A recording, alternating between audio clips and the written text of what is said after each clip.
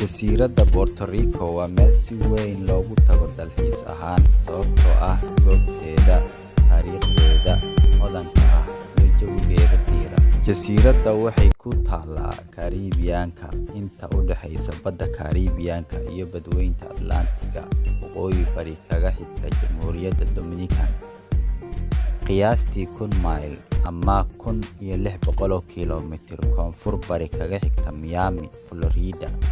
Puerto Rico waa mid ka mid ah 28 jasiiradood ee Kariibiyaanka. Puerto Rico waxay leedahay qaab 4 gees ah, qiyaastii 100 mayl dherer iyo 35 mayl balac ah, waana jasiiradda ugu yar uguna bari badan ee Greater Antilles, Cuba, Hispaniola, Jamaica, iyo Puerto Rico. Inkastoo mararka qaarkood loogu yeero jasiirad, haddana Puerto Rico waa koox jasiirado ah oo ka kooban jasiiradda ugu weyn iyo 143 jasiiradood oo yaryar, dhulal iyo dhul-badeedyo oo ay ku jiraan Vieques, Culebra, Calabrita, Palomino, Mono, iyo Monito.